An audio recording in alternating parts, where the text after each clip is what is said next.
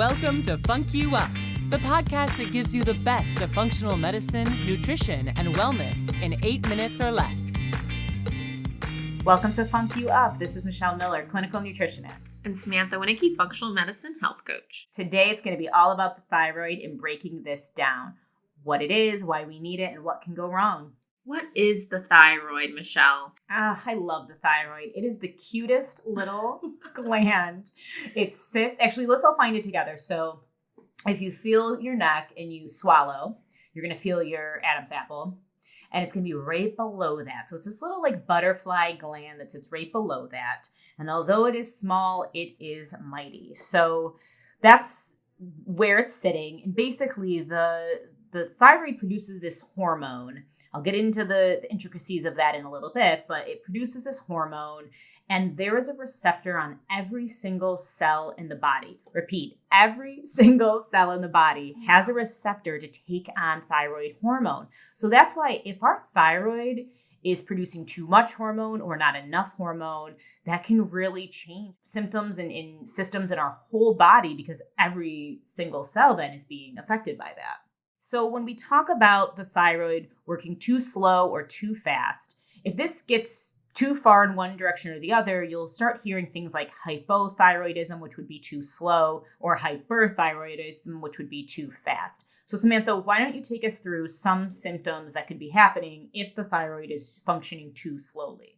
Sure thing. So it's a wide range of symptoms. It can be anything from feeling really tired and sluggish to having really cold hands and feet, to feeling that you need excessive amounts of sleep to get the day, or you keep on gaining weight, but you're not really sure what the cause is. Nothing else in your life has really changed. Some people experience the outer third of their eyebrow is starting to thin, or they start to experience really dry skin or a dry scalp. And a lot of times people experiencing this will also have some sort of mental kind of sluggishness. Yeah, I've seen, definitely the dry skin, the nails, thinning hair. I've also seen, even as far as the digestive system goes, more constipation or more sluggish bowels, because again, this is affecting every cell. So if we're not getting enough of that thyroid hormone, all of these metabolic processes start to slow down a little bit. And then we can talk about the opposite, right? So if everything's just going a little bit too fast. Right. Too much of that thyroid hormone is being produced. Our cells are being overloaded with this thyroid hormone. What are some symptoms that could be going on? Sure. So someone like this could experience like heart palpitation and increased heart rate, even when they're just sort of resting. They start to feel like maybe they have a little bit more nervous energy or anxiety, a little bit like restlessness, maybe some insomnia. And then this tends to be more of you have issues gaining weight. Yeah, because this could overactivate the metabolism and you would be potentially burning through more calories.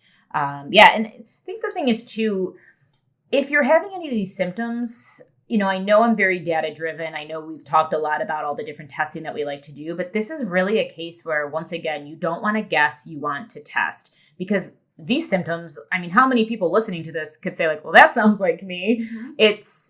Yes, these are all that are correlated with the thyroid, but there's also a million other reasons these symptoms could be going on. And so it's really important you get a thorough thyroid evaluation, which can be done through Bloodwork to start, and really just rule in or out any thyroid issues.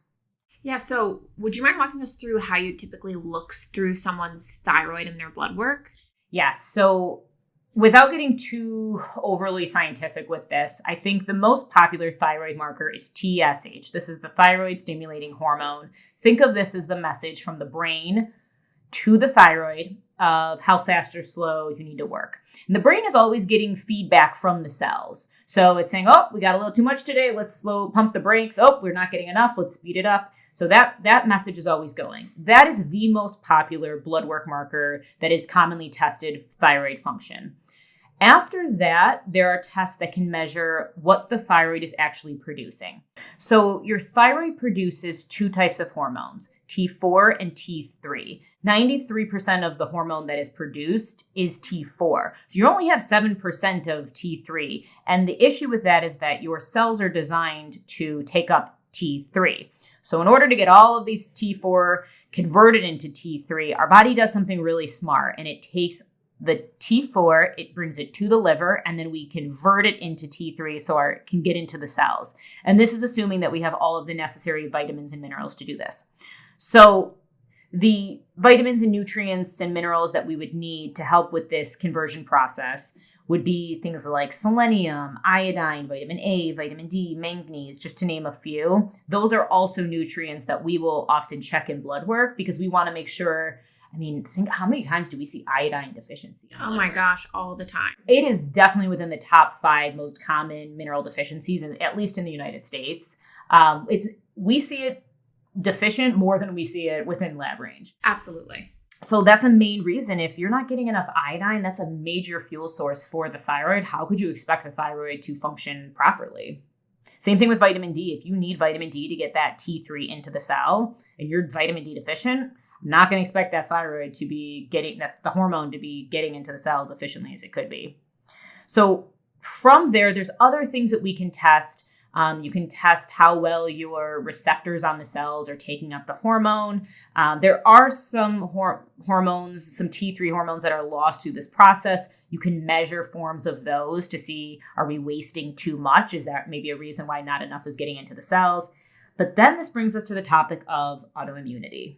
I was wondering if you were going to bring this up. So we see a number of cases where clients are presenting with, different thyroid conditions, but sometimes these can be caused by an autoimmune response. So what can be happening is your body is actually attacking itself. It's attacking your thyroid in this condition. There are a number of different autoimmune responses you can have, but specifically the thyroid is a big one. Yeah, so it's an interesting situation that happens. It's somewhere along the way, your immune system is functioning normally, attacking all of the bad things in your body, like viruses, whatnot. And somewhere along the way, it gets confused. We're not exactly sure why that happens. A lot of theories lead to, is it diet? Is it chronic inflammation? Is it genetics? Is it toxic exposure? But for one reason or another, a switch happens. And suddenly, a certain tissue in the body is tagged as problematic. So your body creates antibodies and it starts attacking that tissue. The type of tissue that's being attacked determines what type of autoimmune condition a person is presenting with. So with the thyroid, if you had an autoimmune thyroid issue, there's a few different types. But if your body got confused and started attacking the thyroid gland, the thyroid tissue cells, you would then have an autoimmune thyroid issue. Now that could cause, based on the type of autoimmune issue, whether it's Graves', it's usually a case where you'll see more hyperthyroid symptoms. There's another one called Hashimoto's thyroiditis. That's when different antibodies are attacking the thyroid and slowing the thyroid down. So you might present with more hypothyroid symptoms, but you need to run antibody tests to be able to rule in or out if this is an autoimmune condition that's affecting the thyroid, or if just the thyroid's not functioning in a certain way for whatever reason. The reason this is so important to test if someone's presenting with thyroid symptoms, all of the ones that Samantha was listing earlier, is because 80% of hypothyroid, specifically 80% of hypothyroid conditions are autoimmune in nature, which means an autoimmune activity caused the thyroid to function at a slower rate. How many times we see people come into our office, we're doing these thorough thyroid panels, and we're the first ones that are seeing these autoimmune antibody markers are elevated. That's not a fun conversation to have at that point, because you would really expect all of your doctors and all of that to be working that up. But unfortunately, that is just not always the case. Absolutely. But it's also just so important that we see that early on, because we're running so many of these markers that aren't typically run, so we can get those earlier signs and start treating it with whether it's dietary changes or supplements or things like that to make sure we can, before it turns into a full-blown autoimmune condition. You got it. And we're going to be recording another episode down the line that's just specifically on autoimmune thyroid conditions and even the dietary approaches for that, because that's something that we feel really passionate about getting the word out about. But just understanding the complexities of the thyroid as a whole and why it's important to test more than just the TSH is really the take-home message here, because that's only giving us one page of the storybook. We want to see the entire narrative. We want to know exactly what's going on to understand from start to finish what's being produced, what's getting into the cells, and is that feedback loop happening properly? It's interesting. We'll even see clients that have issues with detoxification and like toxic load on the liver. Mm-hmm. And that's really the problem. It's not really a thyroid issue. They just can't convert that. They're not converting. Yeah, the T4 to T3.